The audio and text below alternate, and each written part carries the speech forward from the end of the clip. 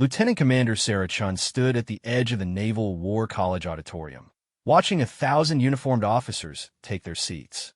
The annual leadership conference drew the best minds from across the fleet, and she had worked 5 years to earn her invitation. At 32, she was younger than most attendees, but her record spoke volumes. Sarah's journey to this moment began in a small apartment in San Francisco's Chinatown. Her parents, first-generation immigrants from Taiwan, ran a tiny restaurant that barely kept the family afloat. Her father, Wei Chun, worked 18-hour days in the kitchen, while her mother, Lin, managed the front of house with limited English but unlimited determination. Growing up, Sarah watched her parents face discrimination daily. Customers who spoke slowly and loudly, assuming they couldn't understand. Suppliers who tried to overcharge them. Landlords who treated them like second-class citizens. But her parents never complained. They simply worked harder, saved every penny, and dreamed of better opportunities for their daughter. Education is the only thing they cannot take from you, her mother would say in Mandarin while helping Sarah with homework after long restaurant shifts. Those words became Sarah's guiding principle. Sarah excelled in school, earning a full scholarship to Stanford University. While her classmates partied, she studied. While others took spring break trips, she worked part-time jobs to send money home. Her parents had sacrificed everything for her education, and she refused to waste their gift. During her sophomore year at Stanford, everything changed. A Navy recruiter visited campus, speaking about leadership opportunities and serving something greater than yourself. Most students walked past the booth, but Sarah stopped. She thought about her parents' struggles, about the discrimination they faced, about wanting to prove that immigrants' children could serve their adopted country with honor. The recruiter, Commander James Rodriguez, saw something special in the serious young woman who asked detailed questions about naval aviation and leadership tracks. "The Navy needs officers who understand sacrifice," he told her. "Your background gives you perspective others lack." Sarah's parents were devastated when she announced her decision to join the Navy after graduation. They had dreamed of her becoming a doctor or lawyer, not risking her life in military service. But when they saw her determination, they gave their blessing with tears in their eyes. Naval Academy preparation was brutal. Sarah faced challenges she had never imagined. Physical training that pushed her body to its limits. Academic coursework that demanded mastery of engineering, navigation, and military strategy. Social dynamics where her gender and ethnicity made her stand out in ways she didn't always appreciate. Some classmates assumed she was there to fill diversity quotas. Others questioned whether someone from her background could truly understand American military values. Sarah let her performance do the talking. She graduated third in her class and was selected for the Navy's most competitive program, nuclear submarine training. Submarine duty tested everything Sarah thought she knew about herself. Living underwater for months at a time with a crew of 150 men required mental toughness beyond anything she had experienced. The submarine community was notoriously traditional and closed to outsiders. Being one of the first women officers aboard a nuclear submarine meant every mistake was magnified, every success questioned. Her first deployment aboard the USS Hampton took her to the Western Pacific, ironically near the waters her grandparents had fished decades earlier. The irony wasn't lost on her. A Chinese-American woman, now protecting American interests in the South China Sea aboard one of the Navy's most advanced vessels. Lieutenant Chun proved herself quickly. During a tense encounter with Chinese naval vessels near disputed islands, her fluency in Mandarin became crucial. She translated intercepted communications that revealed the Chinese ship's intentions, allowing the Hampton's captain to position the submarine advantageously without triggering an international incident. Captain Michael Torres, the Hampton's commanding officer, was initially skeptical about having a female officer aboard his boat. By the end of that deployment, he was writing fitness reports that would accelerate Sarah's career. "Lieutenant Chun doesn't just meet standards," he wrote. "She sets new ones." Sarah's reputation grew throughout the submarine force. She was known for her technical expertise, her ability to remain calm under pressure, and her skill at mentoring junior officers. When promotion boards convened, Her name consistently appeared at the top of selection lists. But success came with a price. Sarah worked twice as hard as her male counterparts to earn half the recognition. She endured comments about her appearance during official meetings. She faced questions about her loyalty because of her Chinese heritage. Each slight strengthened her resolve to prove herself beyond any doubt. Her promotion to lieutenant commander came with assignment to the Pentagon, where she worked on strategic planning for the Pacific Fleet. The role put her in rooms with admirals and defense officials, making decisions that affected thousands of sailors and billions in military spending. Sarah's analytical mind and operational experience made her invaluable to senior leaders developing naval strategy. Pentagon duty exposed Sarah to the Navy's highest levels of leadership, both the inspiring and the disappointing. She witnessed admirals who led with integrity and wisdom, but also those who seemed more concerned with politics than sailors. She learned that rank didn't automatically confer character, a lesson that would prove crucial. During her Pentagon tour, Sarah completed a master's degree in international relations at Georgetown University, attending evening classes after 12-hour workdays. Her thesis on naval strategy in the Pacific earned recognition from the Naval War College, leading to her invitation to attend the institution's prestigious command and staff program. The War College represented the pinnacle of naval education. Officers selected for the program were being groomed for major command positions. Sarah was one of only 12 women in a class of 200 and the only Chinese American. The academic rigor was intense, but she thrived in the intellectual environment. Her classmates came from diverse backgrounds: surface warfare officers who had commanded destroyers, aviators who had led fighter squadrons, Marines who had served in combat zones. Despite their different specialties, they shared common traits: intelligence, ambition, and proven leadership ability. Sarah found herself among the Navy's future admirals. The War College curriculum covered everything from military history to strategic planning to leadership psychology. Sarah particularly excelled in courses dealing with crisis management and international relations. Her professors recognized her unique perspective on Pacific affairs and often called on her to provide insights during class discussions. But it was outside the classroom where Sarah's true education occurred. She learned to navigate the complex social dynamics of senior military leadership. She attended receptions where flag officers discussed policy over cocktails. She participated in war games where her decisions affected hypothetical battles involving millions of lives. Throughout it all, Sarah maintained the humility her parents had instilled.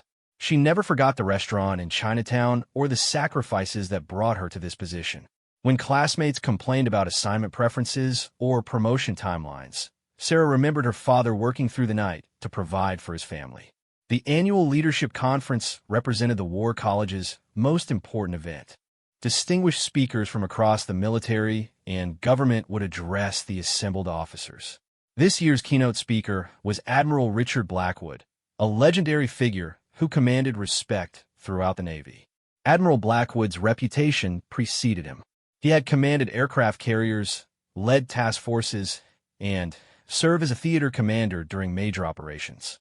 His opinions carried weight at the Pentagon, and his recommendations often determined which officers received the most prestigious assignments.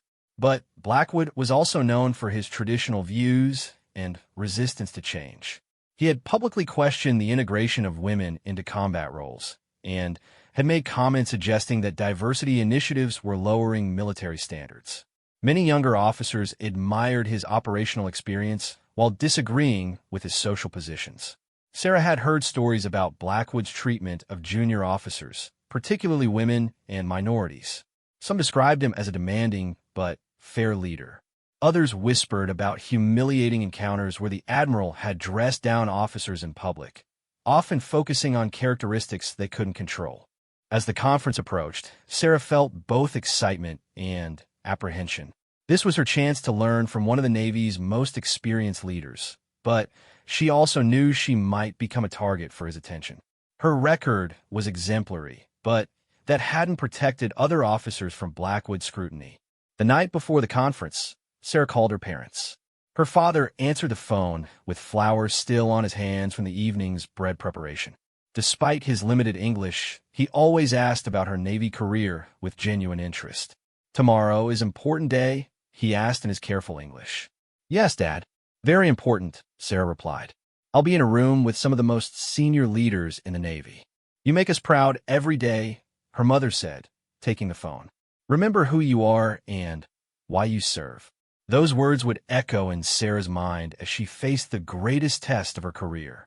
In less than 24 hours, she would stand before 1,000 witnesses and prove that courage comes in many forms, sometimes quiet and steady, sometimes explosive and unforgettable.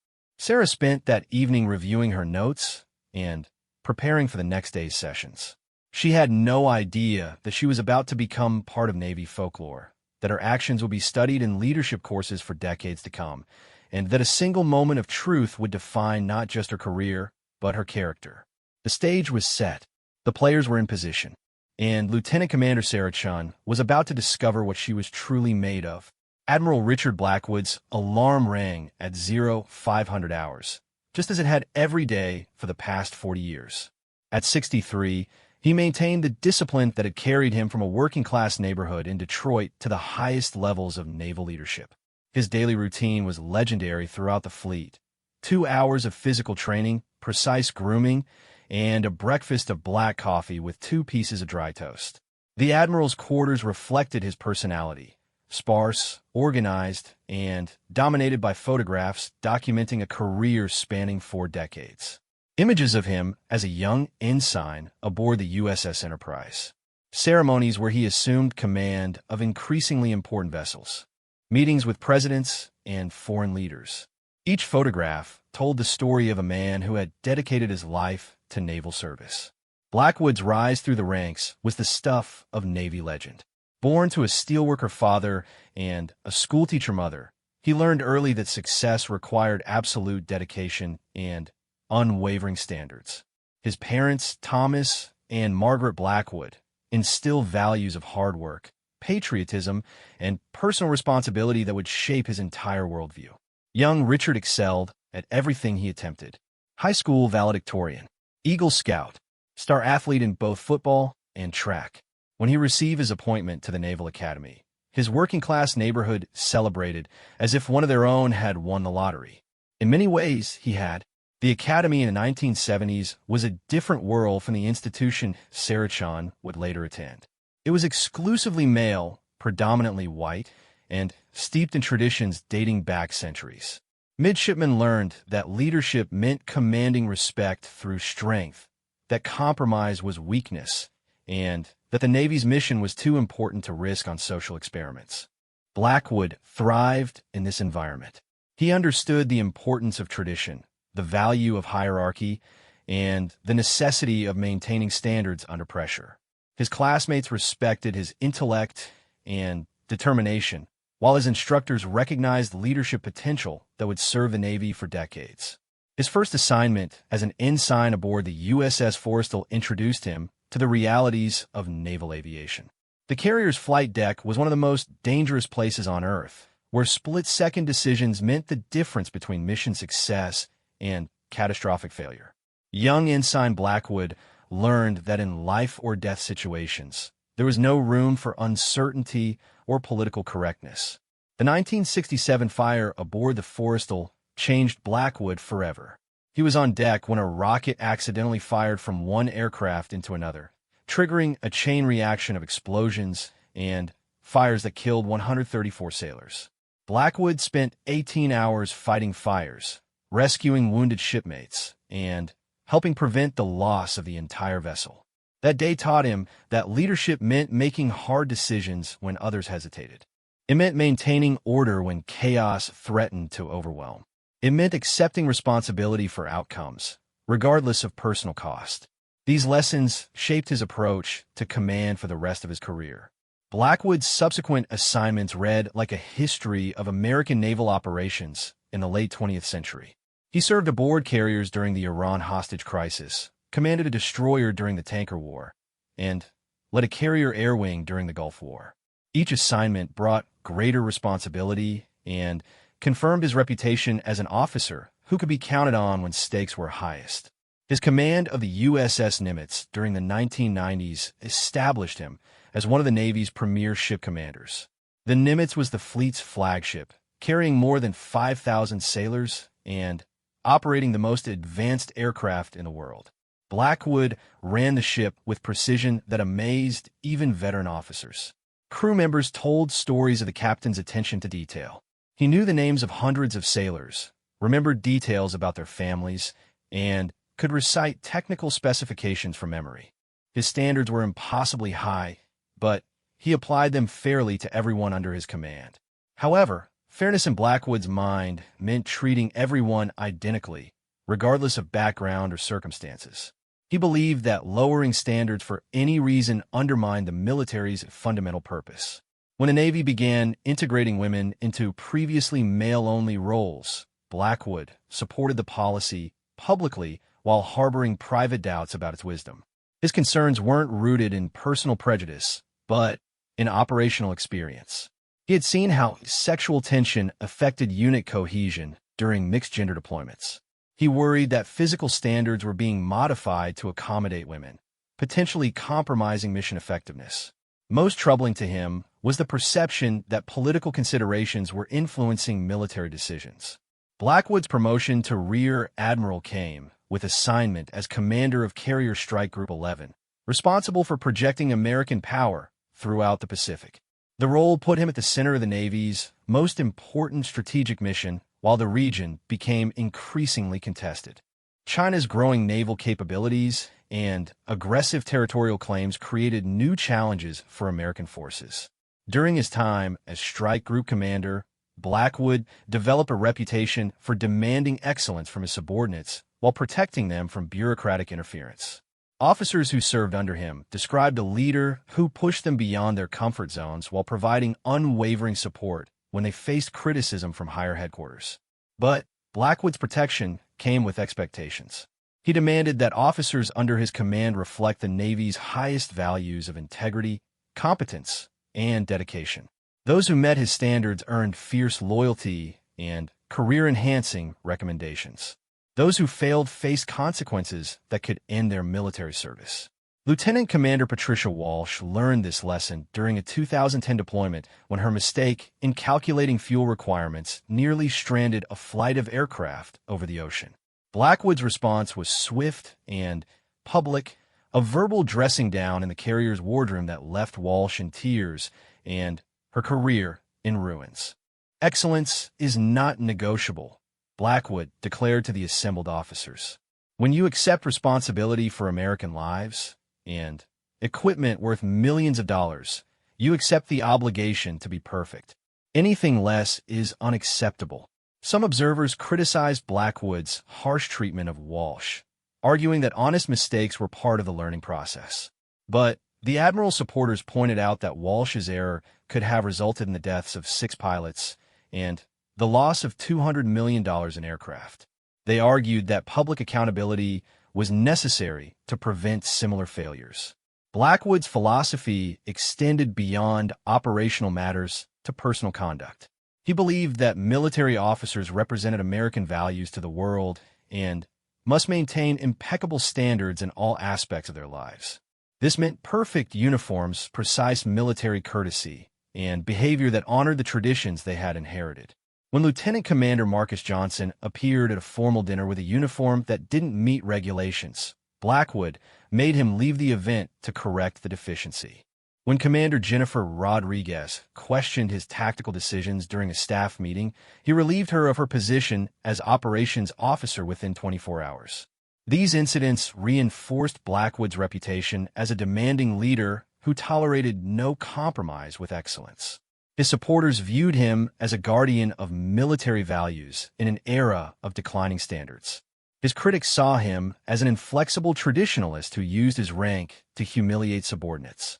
The truth, as often happened with complex personalities, lay somewhere between these extremes. Blackwood genuinely believed that maintaining high standards served the greater good of naval service. He had witnessed the consequences of mediocrity in combat zones, and refused to accept anything less than excellence from officers under his command. At the same time, his methods reflected generational attitudes about leadership that were increasingly questioned by younger officers. The military was evolving to embrace more collaborative approaches to command, while Blackwood remained committed to the hierarchical models that had shaped his own development. His promotion to Vice Admiral brought assignment as commander of the Third Fleet, responsible for naval operations throughout the Pacific. The role required him to balance strategic planning with political sensitivity as tensions increased with both China and North Korea. Blackwood proved adept at military planning while struggling with the diplomatic aspects of his position. His final promotion to full admiral came with appointment as Vice Chief of Naval Operations, the Navy's second highest position. The role required him to oversee personnel policies, budget planning, and strategic development for a service facing multiple challenges. Budget cuts, recruitment difficulties, and evolving threats created problems that couldn't be solved through traditional command methods.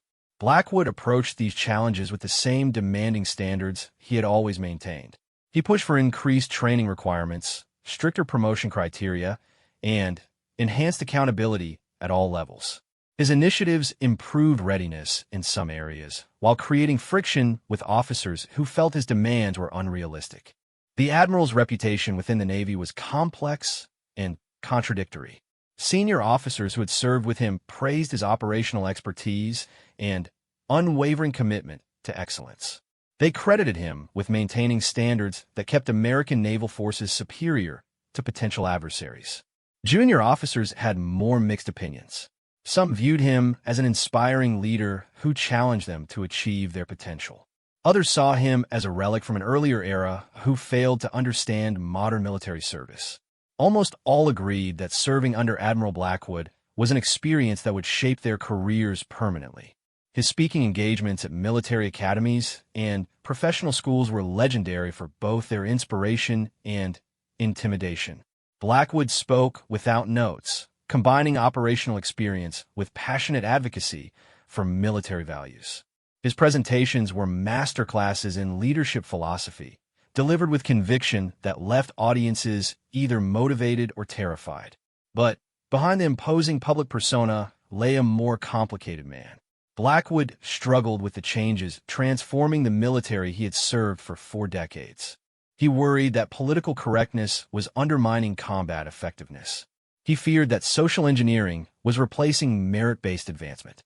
Most painfully, he wondered if the Navy he loved was losing the characteristics that had made it great. These concerns weighed heavily on Blackwood as he prepared for his appearance at the Naval War College Leadership Conference. He had been asked to address the topic of leadership in a changing Navy, a subject that highlighted the tensions between tradition and evolution that defined his career. The Admiral spent considerable time preparing his remarks, reviewing notes he had accumulated over decades of leadership experience.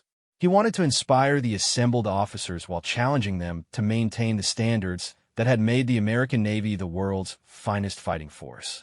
His aide, Captain Robert Sullivan, had served with Blackwood for 3 years and understood the Admiral's commitment to excellence. But Sullivan also recognized his superior's blind spots regarding changing demographics and evolving leadership styles. He had witnessed Blackwood's interactions with female and minority officers and worried about potential incidents. "Sir," Sullivan ventured during a pre-conference briefing, "the War College audience will be quite diverse. Perhaps we should review the remarks to ensure they resonate with all attendees." Blackwood's response was characteristically direct. "Captain, leadership principles don't change based on the composition of the audience. Truth remains truth regardless of who hears it." This exchange would prove prophetic as events unfolded over the next 24 hours. Admiral Blackwood believed he was defending timeless values against contemporary challenges. He had no idea that he was about to encounter an officer who embodied those very values in ways he had never imagined. The stage was set for a confrontation between 2 fundamentally different approaches to military leadership, one rooted in traditional hierarchy and uncompromising standards, the other grounded in earned respect and principled courage. Neither Blackwood nor Chun could have predicted how their encounter would unfold, but both would be forever changed by what was about to happen. Admiral Blackwood finished his preparation and headed to Newport, confident in his message and certain of his authority. He was about to learn that true leadership sometimes emerges from the most unexpected sources, and that courage often comes from those society underestimates most. The Naval War College's Spruance Auditorium buzzed with anticipation as nearly 1,000 uniformed officers filed into their seats on a crisp October morning. The gathering represented the finest minds in American naval service, commanding officers fresh from deployments, staff officers from major headquarters, and mid-career leaders selected for advanced education. Lieutenant Commander Sarah Chun arrived 30 minutes early, her crisp service dress blue uniform perfectly pressed and her ribbons properly aligned. She had learned early in her career that attention to detail in appearance reflected professional competence. As she entered the auditorium, she noted the careful seating arrangement that mixed different ranks and specialties to encourage networking and cross-pollination of ideas. The venue itself spoke to the Navy's rich heritage. Named after Admiral Raymond Spruance, the World War II hero who commanded American forces at the Battle of Midway, the auditorium was adorned with paintings depicting famous naval battles and portraits of legendary admirals. The setting reminded everyone present that they were part of a tradition stretching back to the Continental Navy. Captain Michael Torres, Sarah's former commanding officer from the USS Hampton, spotted her across the room and made his way over. Their reunion was warm but professional. The captain maintained the proper relationship between former superior and subordinate while clearly expressing his pride in her achievements. "Sarah, congratulations on your selection for War College," Torres said, his voice carrying the authority that had made him one of the submarine force's most respected commanders. "You've earned every opportunity that's come your way." "Thank you, sir. The Hampton taught me everything about leadership under pressure," Sarah replied, remembering the countless hours Torres had spent mentoring her during their deployment. "You taught yourself," Torres corrected. "I just provided the environment. How are you finding the academic program?" They discussed her coursework and the challenges of balancing theoretical study with practical application. Torres shared insights from his own war college experience 15 years earlier, noting how much the institution had evolved to address contemporary security challenges. "The speakers this year are exceptional," Torres observed. "Admiral Blackwood's presentation should be particularly interesting. He commanded the Nimitz when I was a junior officer. Demanding leader but fair." Sarah nodded, though she had heard different assessments from other officers. Reputation in the Navy was like naval intelligence, fragments of truth mixed with speculation and personal bias. She preferred forming her own opinions based on direct observation. Across the auditorium, Admiral Blackwood was holding court with a cluster of senior officers. At 6 feet tall, with silver hair and piercing blue eyes, he commanded attention even in civilian clothes. His voice carried across the room as he discussed strategic challenges facing the Navy in an era of great power competition. "The Chinese are building ships faster than we're retiring them," Blackwood was saying to Captain Jennifer Hayes, the War College's Dean of Academic Affairs. "We need leaders who understand that our margin for error is shrinking every day." Captain Hayes nodded respectfully while privately disagreeing with the Admiral's assessment. Her research suggested that Chinese naval expansion, while concerning, was offset by significant qualitative advantages maintained by American forces. She had learned, however, that challenging Blackwood's strategic views was rarely productive. Commander David Park, a surface warfare officer attending his second War College symposium, watched the interaction between Blackwood and Hayes with interest. Park had served briefly on the Admiral's staff and admired his operational expertise while questioning his interpersonal methods. "The Admiral hasn't changed," Park whispered to Commander Lisa Rodriguez, his classmate from their destroyer days. "Still convinced that the Navy is going to hell, and only he can save it." Rodriguez smiled diplomatically. She had learned to navigate conversations about senior officers carefully, especially in public settings where comments might be overheard and misinterpreted. "He's certainly passionate about naval service," she replied neutrally. The auditorium continued filling as officers found their assigned seats. The War College had deliberately mixed seating to create opportunities for interaction between different communities. Surface warfare officers sitting next to submariners, aviators positioned near Marines, senior officers interspersed with junior personnel. Sarah found herself seated between Commander Robert Kim, a helicopter pilot with extensive experience in humanitarian operations, and Lieutenant Commander Maria Santos, a nuclear engineer working on next-generation reactor designs. Their pre-conference conversation revealed the diverse expertise gathered in the room. "I'm hoping the leadership sessions address cultural competency," Kim was saying. "Half my missions involve working with foreign partners who have completely different approaches to military command." Santos nodded in agreement. "Technical leadership is different too. You can't just order someone to understand quantum mechanics. You have to create environments where people want to learn." Sarah listened to their discussion while observing the room's dynamics. She noticed clusters forming along traditional lines, aviators gravitating toward other pilots, surface officers seeking out their communities, submariners maintaining their characteristic insularity. Yet the formal seating arrangement was slowly breaking down these barriers as conversations crossed specialty boundaries. Near the front of the auditorium, Admiral Blackwood's aide, Captain Sullivan, was coordinating last-minute details with the War College's protocol staff. Sullivan had worked for demanding senior officers throughout his career, but Blackwood presented unique challenges. The Admiral's perfectionism and traditional expectations required careful management in contemporary environments. "Sir, the audiovisual systems are tested and ready," reported Lieutenant Jessica Walsh, the War College's communications officer. "We have backup systems in case of technical difficulties." Sullivan appreciated the thoroughness. He had witnessed Blackwood's reaction to poorly executed events and wanted to ensure everything proceeded smoothly. "The Admiral will speak from the podium without notes. He prefers to maintain direct eye contact with the audience." This detail concerned Walsh slightly. Speakers who worked without prepared remarks sometimes went off script in ways that created awkward situations.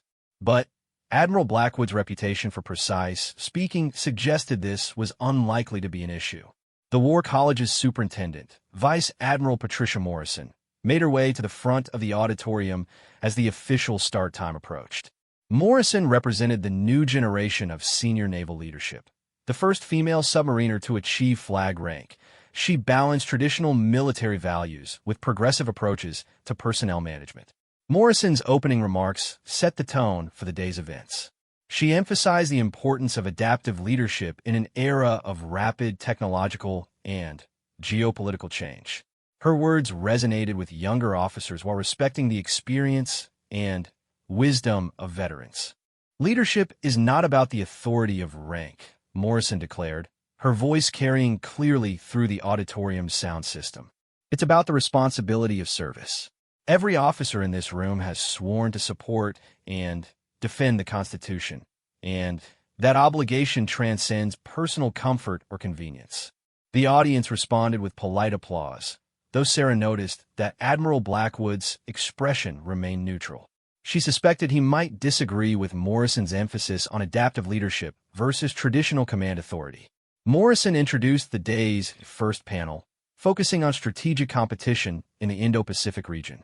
The discussion featured officers with recent operational experience in the contested waters near China's artificial island installations. Their first-hand accounts of close encounters with Chinese naval and air forces provided sobering context for the theoretical discussions that would follow. Captain James Peterson, who had commanded a destroyer during recent freedom of navigation operations, described the challenges of maintaining American presence while avoiding escalation. "The Chinese are professional but aggressive," he explained. "They test our resolve constantly, probing for weaknesses or opportunities." His comments sparked questions from the audience about rules of engagement, diplomatic coordination, and the balance between deterrence and provocation. The discussion revealed the complex realities facing operational commanders in an era of strategic competition just short of open conflict. Sarah found herself particularly interested in the cultural aspects of military competition. Her ability to speak Mandarin and understand Chinese strategic thinking had proven valuable during her submarine deployment, but she recognized that cultural competency remained underdeveloped throughout the Navy. During the panel's question and answer session, she raised her hand and was recognized by Morrison. "Ma'am, how do we balance cultural understanding with operational security? Sometimes knowing your adversary's culture can provide strategic advantages." Peterson nodded approvingly. "Excellent point. We need officers who understand that warfare is fundamentally human, regardless of technological sophistication. Cultural insight can be as valuable as intelligence gathering." Admiral Blackwood observed this exchange with interest. He recognized the questioner as an Asian American officer whose appearance suggested Chinese heritage. Her question demonstrated tactical sophistication, but he wondered privately about the implications of officers with ethnic connections to potential adversaries. These thoughts reflected generational differences in approaching diversity within the military. Blackwood's formative experiences occurred when the Navy was overwhelmingly white and male, making issues of cultural identity seem straightforward. Contemporary challenges required more nuanced understanding of how heritage could enhance rather than compromise service. The morning sessions continued with presentations on technological innovation, personnel development, and strategic planning. Each speaker brought unique perspectives shaped by their operational experience and specialized knowledge. The cumulative effect created a comprehensive overview of challenges facing naval leadership in the 21st century. During a coffee break, informal conversations revealed the diverse viewpoints represented in the audience. Younger officers tended to emphasize collaboration and adaptability, while veterans stressed the importance of maintaining traditional standards and clear authority structures. Commander Sandra Williams, a logistics officer with 2 decades of experience, found herself in conversation with Lieutenant Commander Chun about leadership challenges in technical specialties. "The hardest part is maintaining credibility with enlisted personnel who often know more about specific systems than you do," Williams observed. Sarah appreciated this honesty. "I've learned that expertise-based leadership is different from rank-based authority. Sometimes the best decision is admitting you don't know something and seeking advice from subject matter experts." Their conversation was overheard by Captain Martinez, a traditionalist who worried that such attitudes undermined military discipline. "Officers are trained to make decisions based on incomplete information," he interjected. "Constantly deferring to subordinates can erode command authority." This exchange highlighted philosophical differences that would become more pronounced as the day progressed. The Navy was struggling to balance traditional command structures with contemporary expectations for collaborative leadership and specialized expertise. As the lunch break concluded, anticipation grew for the afternoon's keynote presentation by Admiral Blackwood. His reputation preceded him. Some officers looked forward to insights from one of the Navy's most experienced leaders, while others worried about potential controversies from his traditional viewpoints. Sarah returned to her seat with mixed feelings. She respected Blackwood's operational achievements and understood the importance of learning from senior leaders. But she had heard enough stories about his treatment of female and minority officers to approach the presentation with caution. Admiral Blackwood spent the lunch hour in final preparation, reviewing key points he wanted to emphasize while maintaining the flexibility to respond to audience dynamics. He believed his message about maintaining standards and honoring traditions was exactly what young officers needed to hear. Neither Sarah nor Blackwood realized they were about to participate in a defining moment that would be remembered long after the conference ended. The collision between traditional authority and principled courage was imminent, set against the backdrop of an institution dedicated to developing naval leadership. The afternoon session was about to begin, and history was waiting to unfold in ways no one could predict. Admiral Blackwood strode to the podium with the confident bearing that had characterized his 40-year career. The auditorium fell silent as nearly 1,000 officers focused their attention on one of the Navy's most legendary figures. His aide, Captain Sullivan, watched nervously from the side of the stage, hoping the presentation would proceed without incident. "Ladies and gentlemen," Admiral Blackwood began, his voice carrying easily through the auditorium without amplification, "I stand before you as someone who has witnessed the Navy's evolution through 4 decades of service. I've commanded ships in peace and war, led sailors through crises that tested our resolve, and watched our service adapt to challenges that previous generations could never have imagined. The opening was standard fare for such presentations, establishing credibility while setting the stage for more substantive remarks.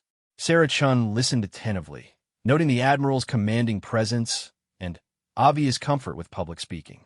Whatever his faults might be, Blackwood clearly possessed the gravitas expected of senior military leadership. Today's Navy faces threats more complex than any in our history, Blackwood continued, warming to his theme. We compete with adversaries who understand that warfare extends beyond traditional military domains.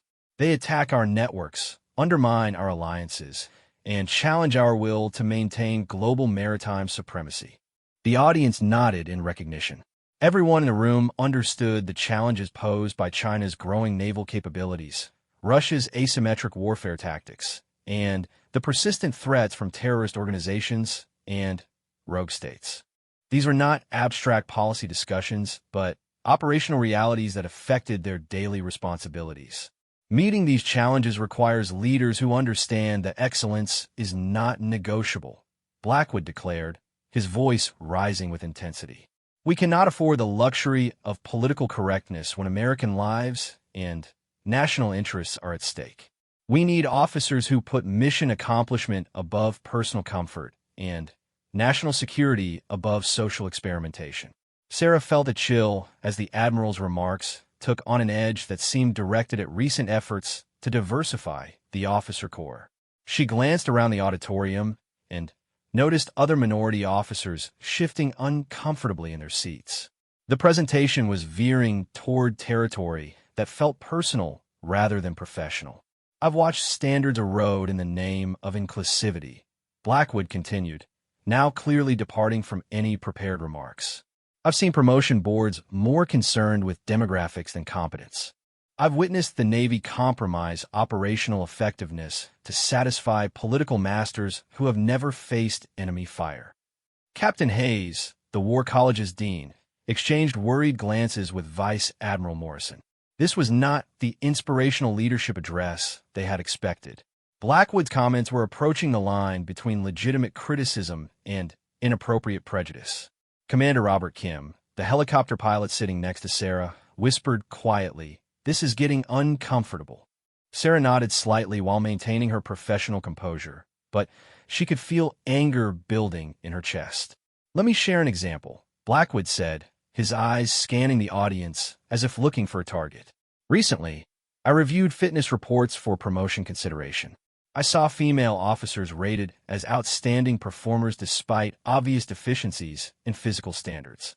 I saw minority officers advance beyond their capabilities because reviewers were afraid of being labeled discriminatory."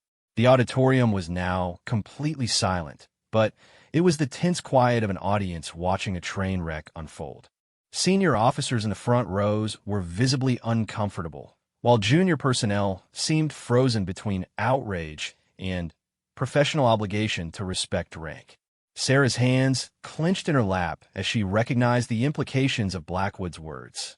He was essentially arguing that women and minorities in the audience had received unearned advancement, that their achievements were products of lowered standards rather than genuine merit.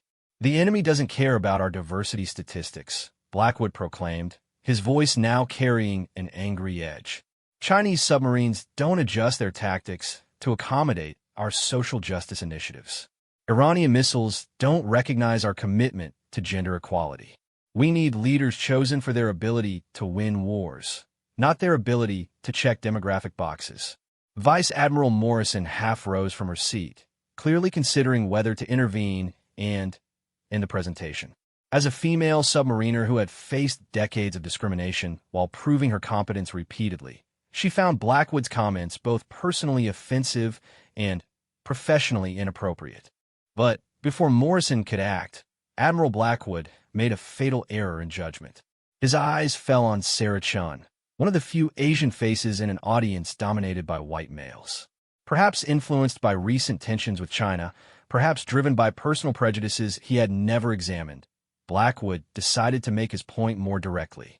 "I see we have representatives of various backgrounds here today," Blackwood said, his gaze fixed on Sarah. "Young lady," he called out, pointing directly at her. "You there in the third row. Stand up." Sarah's heart began pounding as she realized she had become the Admiral's target. The auditorium's attention focused on her like a spotlight as she rose from her seat, her military training demanding compliance with the senior officer's directive despite her growing anger. "State your name and position," Blackwood commanded with the authority of someone accustomed to unquestioned obedience. "Lieutenant Commander Sarah Chun, sir. Currently attending the Naval War College Command and Staff Program," she replied, her voice steady despite the adrenaline coursing through her system. "Lieutenant Commander Chun," Blackwood repeated, emphasizing her Asian surname. "Tell this audience about your qualifications for nuclear submarine duty. Specifically, explain how someone with your obvious heritage can be trusted with access to our most sensitive military capabilities while we face growing threats from China." The question hung in the air like a toxic cloud. Blackwood had crossed from inappropriate commentary into overt discrimination, questioning an American officer's loyalty based on her ethnicity. The auditorium erupted in a combination of gasps, angry murmurs, and shocked silence. Captain Torres, Sarah's former commanding officer, started to stand in her defense, but Sarah raised her hand slightly to signal that she would handle the situation herself. Her mind was crystal clear despite her fury. This was a defining moment that would determine not just her career, but her character. "Sir," Sarah began, her voice carrying clearly through the now silent auditorium, "I find your question both inappropriate and offensive. You're questioning my loyalty to the United States based on my ethnicity, which violates both military regulations and basic American values."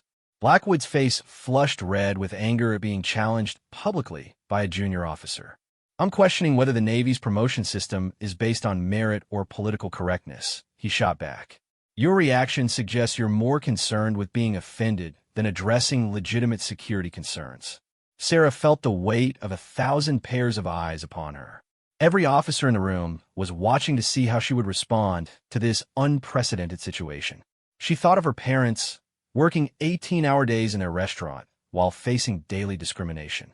She thought of her classmates who had questioned whether she belonged at the Naval Academy. She thought of every slight, every doubt, every assumption that had followed her throughout her career. But mostly, she thought about the oath she had sworn to support and defend the Constitution against all enemies, foreign and domestic. And in that moment, she realized that Admiral Blackwood's prejudice represented exactly the kind of domestic threat she had sworn to oppose. "Admiral," Sarah said, her voice now carrying an authority that surprised even herself. "With all due respect, you don't know what I've sacrificed for this country. You don't know about my parents, who came here with nothing and built a life through hard work and determination. You don't know about my record of service or the trust placed in me by commanding officers who judged me by my performance, not my appearance." The auditorium was riveted. No one had ever seen a junior officer challenge a four-star admiral in such a public forum. Some observers expected Sarah to be arrested for insubordination, while others held their breath waiting to see what would happen next. Blackwood was clearly stunned by the direct challenge to his authority. He was accustomed to deference from subordinates and had never faced such public resistance. "Lieutenant Commander," he said through gritted teeth, "you will sit down and remember your place." "No, sir, I will not," Sarah replied with conviction that shocked even herself. "My place is standing up for the values this uniform represents. My place is defending the Constitution that protects all Americans regardless of their ethnicity. My place is ensuring that the Navy remains true to its principles of honor, courage, and commitment." The confrontation had reached a point of no return. Every person in the auditorium understood they were witnessing something unprecedented in modern naval history. A lieutenant commander was directly defying a full admiral in front of nearly 1,000 witnesses, and doing so on principle rather than emotion. "You are questioning my loyalty based solely on my appearance," Sarah continued, her voice growing stronger with each word. "That's not legitimate security concern. That's racism. And racism has no place in the United States Navy." The word hung in the air like a bomb exploding. Sarah had directly accused a four-star admiral of racism in front of the Navy's future leaders. The accusation was accurate, but the consequences were potentially career-ending. Admiral Blackwood's face turned purple with rage. "How dare you?" he sputtered, clearly struggling to maintain composure. "I've served this country longer than you've been alive. I've commanded ships and fleets while you were still in diapers. You have no right to question my commitment to naval service. And you have no right to question mine," Sarah fired back without hesitation. "Service isn't measured in years. It's measured in integrity. It's measured by whether you uphold the values you've sworn to defend. Right now, sir, you're failing that test." The auditorium was completely silent except for the sound of heavy breathing from both participants in this historic confrontation. No one moved. No one spoke. No one seemed willing to break the spell that had fallen over the room. Vice Admiral Morrison finally found her voice. "Admiral Blackwood," she said carefully, "perhaps we should take a brief recess to—" "There will be no recess," Sarah interrupted, surprising everyone, including herself. "Admiral Blackwood asked me a question, and I'm going to answer it completely." She turned to face the audience, making eye contact with officers throughout the auditorium. "I am Lieutenant Commander Sarah Chun, and I am proud to serve in the United States Navy. I have commanded nuclear submarines in some of the most sensitive areas of the world. I have been trusted with classified information that could compromise national security if misused. That trust was earned through performance, not granted because of demographics." Her voice carried to every corner of the auditorium as she continued. "I speak Mandarin, which has proven valuable in intelligence-gathering operations. I understand Chinese culture, which has helped in strategic planning. My heritage is not a liability. It's an asset that makes our Navy stronger." Sarah paused, gathering herself for what she knew would be her final statement. "But most importantly, I understand what it means to be an American. I understand that this country's strength comes from its diversity, from the fact that people from every background can serve with honor. When Admiral Blackwood questions my loyalty because of my ethnicity, he attacks the very foundation of what makes America great." The impact of her words was immediate and powerful. Officers throughout the auditorium began nodding in agreement, recognizing the truth and courage in Sarah's response. She had transformed a moment of personal attack into a defense of American values that resonated with everyone present. Admiral Blackwood stood frozen at the podium, realizing too late that he had made a catastrophic error. His attempt to intimidate a junior officer had backfired spectacularly, exposing prejudices that destroyed his credibility and undermined his message. The confrontation was over, but its consequences were just beginning. In less than 10 minutes, Lieutenant Commander Sarah Chun had changed the trajectory of her career, redefined the limits of military hierarchy, and reminded 1,000 officers what courage truly meant. The silence stretched on as everyone in the auditorium processed what they had witnessed. History had been made, and none of them would ever forget it.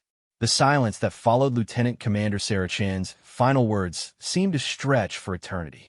Nearly 1,000 naval officers sat frozen in their seats, processing what they had witnessed. Never in the modern history of the Navy had a junior officer so directly challenged a four-star admiral, and certainly never over issues of discrimination and basic American values. Vice Admiral Morrison finally broke the spell. Rising from her seat with the measured dignity that had characterized her groundbreaking career, she approached the podium where Admiral Blackwood still stood in stunned silence. Her voice, when she spoke, carried the authority of her position and the weight of institutional responsibility. "Admiral Blackwood," Morrison said quietly, but firmly, "I believe your presentation has concluded. Thank you for your time." It was a diplomatic dismissal that allowed the disgraced admiral to retain some measure of dignity, while clearly signaling that his remarks were no longer welcome. Blackwood looked around the auditorium, perhaps hoping for support from fellow senior officers, but found only uncomfortable stares and avoided eye contact. Captain Sullivan, Blackwood's aide, quickly moved to escort his superior from the stage. As they walked toward the exit, scattered applause began from the audience. Not for Blackwood, but for Sarah, who remained standing in the third row. The applause grew stronger and more sustained until virtually every officer in the auditorium was standing and clapping. Sarah felt overwhelmed by the response. She had acted on principle without considering consequences, and now found herself the center of attention in ways she had never sought. Her hands trembled slightly as the reality of what she had done began to sink in. She had just ended Admiral Blackwood's career and possibly her own. Captain Torres, her former commanding officer, was among the first to reach her as the formal session concluded. His pride was evident as he clasped her shoulder. "That was the most courageous thing I've ever witnessed," he said simply. "You honored everything the Navy stands for." But even as colleagues surrounded Sarah with congratulations, she wondered about the price she would pay. Military history was filled with officers who had been right on principle, but wrong on protocol. Standing up to a four-star admiral in such a public forum violated every norm of military hierarchy, regardless of moral justification. Within hours, news of the confrontation had spread throughout the Navy's global communications networks. The age of social media meant that accounts of the incident, some accurate and others wildly exaggerated, were circulating on military forums and news websites. The Navy's leadership faced a crisis unlike anything in recent memory. Admiral Patricia Richardson, the Chief of Naval Operations, received the first reports while attending a NATO conference in Brussels. As the Navy's highest-ranking officer, she would ultimately be responsible for managing the fallout from Blackwood's inappropriate remarks and Chin's unprecedented response. Richardson had known both officers professionally. She respected Blackwood's operational achievements while privately disagreeing with his traditional views on personnel issues. She knew Chin's record and had been impressed by the young officer's potential for senior leadership. Now she faced a situation where one would likely destroy the other's career. The initial investigation was swift and thorough. Multiple video recordings of the incident confirmed the basic facts, though interpretations varied based on observers' perspectives.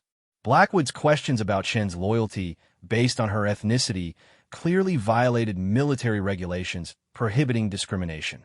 Chin's refusal to follow his directive to sit down technically constituted insubordination, though the circumstances were extraordinary.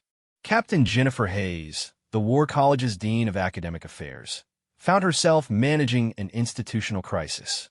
The college's mission was developing naval leaders, not hosting public confrontations between flag officers and mid-career personnel.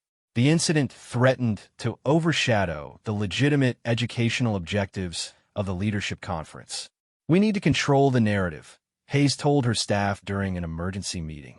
"This can't become about individual personalities. It has to be about the principles involved and the Navy's commitment to equal treatment." Meanwhile, Sarah Chun faced her own reckoning. Returning to her quarters after the conference, she called her parents to explain what had happened before they learned about it from news reports. The conversation was difficult, conducted in a mixture of English and Mandarin as she tried to convey the complexities of military culture and institutional politics. "You did right thing," her mother said after hearing the full story. "We did not come to America so our daughter could be silent when facing injustice." Her father's response was more practical. "What happens to your career now?" he asked with the concern of someone who understood that principle sometimes came with a price. Sarah didn't have an answer. Military justice was unpredictable, especially in cases involving senior officers and public controversies. She had acted according to her conscience, but the consequences remained unclear. The Navy's investigation proceeded at multiple levels. The Inspector General's office examined Blackwood's conduct to determine whether formal disciplinary action was warranted. Personnel Command reviewed Chin's record to assess whether her response was justified or constituted serious misconduct. Public affairs specialists worked to manage media coverage that was growing more intense by the hour. Admiral Blackwood, meanwhile, had retreated to his Pentagon office to confer with his attorneys. The legal implications of his actions were complex. While his remarks were clearly inappropriate and potentially discriminatory, they had been made during an official presentation rather than a formal personnel action. His lawyers advised him that resignation might be the least damaging option for all parties involved. Continuing to fight would only prolong negative publicity and potentially expose him to more serious consequences. At 63, Blackwood had already exceeded normal career expectations for military officers. The broader naval community struggled to process the incident's implications. Senior officers who had served with Blackwood found themselves defending his operational competence while distancing themselves from his discriminatory remarks. Junior personnel saw Chen's actions as validating their own experiences with discrimination and bias.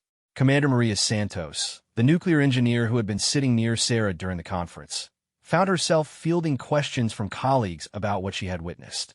It wasn't just about Lieutenant Commander Chun, Santos explained. Admiral Blackwood was attacking everyone who doesn't fit his traditional image of a naval officer. The incident sparked broader conversations about diversity and inclusion within the Navy. Women and minority officers who had previously remained silent about discriminatory treatment began sharing their experiences. The service was forced to confront uncomfortable truths about persistent barriers to equal treatment. 3 days after the confrontation, Admiral Richardson returned from Europe to personally manage the crisis. Her first action was meeting privately with both Blackwood and Chen to hear their accounts directly. The conversations were difficult, but necessary to understand the full context of what had occurred. Blackwood remained defiant during his meeting with the CNO, insisting that his concerns about standards were legitimate, even if his expression had been inappropriate. "I may have chosen my words poorly," he admitted, "but the underlying issues remain valid." Richardson's response was direct. "Admiral, questioning an officer's loyalty based on ethnicity is never appropriate, regardless of your other concerns. You've compromised your effectiveness and damaged the Navy's reputation." Her meeting with Chun was more complex. While Richardson admired the young officer's courage, she also worried about the precedent of junior personnel directly challenging senior leadership in public forums. Military discipline required respect for hierarchy, even when disagreeing with superiors. "You were right on the merits," Richardson told Chun, "but wrong on the method." There were appropriate channels for addressing Admiral Blackwood's misconduct that wouldn't have created this public spectacle. Sarah understood the criticism while maintaining her conviction that immediate action had been necessary. "Ma'am, Admiral Blackwood was using his position to humiliate me in front of 1,000 officers. Remaining silent would have validated his behavior and encouraged others to act similarly." The investigation's findings were released 2 weeks later.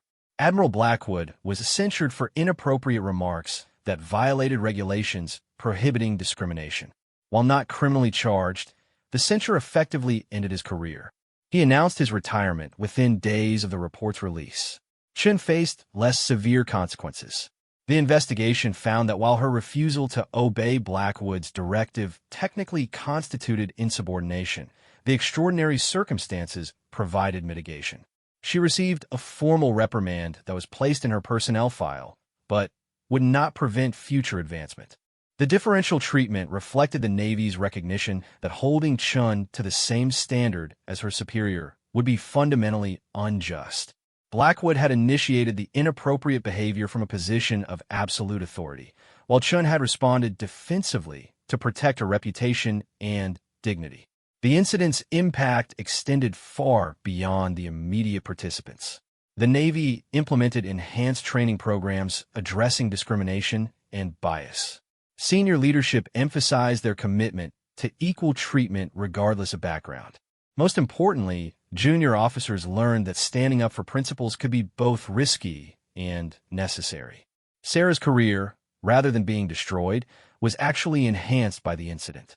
Her courage and composure under extreme pressure marked her as officer material for the Navy's highest levels of leadership. She received assignment to the Pentagon's Strategic Planning Directorate, where her analytical skills and operational experience proved invaluable. 5 years later, Commander Chun was selected for early promotion to captain, a distinction reserved for the Navy's most promising officers. Her fitness reports consistently praised her integrity, courage, and commitment to the service's highest values. The incident that could have ended her career instead became the foundation for extraordinary achievement. Admiral Blackwood's legacy was more complicated. His operational achievements remained part of Navy history, but his discriminatory remarks overshadowed his professional accomplishments. He became a cautionary tale about how prejudice could destroy even distinguished careers. The confrontation at the Naval War College entered naval folklore as a defining moment in the service's ongoing evolution toward true equality. The incident was studied in leadership courses as an example of moral courage overcoming institutional hierarchy. Sarah's response became a template for standing up to discrimination while maintaining professional dignity. 10 years after the incident, Captain Chun was selected for promotion to Rear Admiral, making her one of the youngest officers ever to achieve flag rank. Her promotion ceremony was attended by hundreds of colleagues, including many who had witnessed her confrontation with Blackwood. In her remarks upon promotion, Admiral Chun reflected on the incident that had defined her career. "Leadership isn't about the authority that comes with rank," she said, echoing themes she had learned from her immigrant parents and refined through years of naval service. "It's about the responsibility to defend the values that make our service and our country great." The audience that day included many junior officers facing their own challenges with discrimination and bias. Chen's example showed them that courage, properly applied, could create change that extended far beyond individual careers. Admiral Blackwood lived quietly in retirement, occasionally giving interviews where he expressed regret for his inappropriate remarks while maintaining his broader concerns about military standards. He never publicly acknowledged the deeper prejudices that had driven his actions, but the incident had clearly affected him profoundly. The Naval War College added a permanent display about the 2023 Leadership Conference to its museum. The exhibit, titled Courage Under Fire, Leadership in Crisis, featured documentation of Chen's confrontation with Blackwood alongside other examples of moral courage in naval history. Sarah Chen's parents attended her promotion to Admiral, their pride evident as their daughter achieved heights they had never imagined possible when they first arrived in America decades earlier. The small restaurant in Chinatown had closed years earlier, replaced by their daughter's success and their own comfortable retirement. The legacy of that October day in Newport continued to influence the Navy long after the principal participants had moved on. Chen's courage had proven that individual actions could create institutional change, that standing up for principles was both possible and necessary, and that the American dream remained alive for those willing to defend it.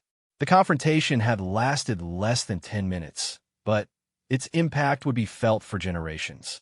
Lieutenant Commander Sarah Chun had taken down an admiral not through calculation or ambition, but through simple moral courage. She had reminded 1,000 witnesses that honor, integrity, and respect for human dignity remain the Navy's most important values. In the end, the incident proved that true leadership emerges not from rank or authority, but from the willingness to stand up for what is right, regardless of personal cost. Sarah Chun had learned that lesson from her immigrant parents and had demonstrated it before the world. The Navy and America itself was stronger because of her courage.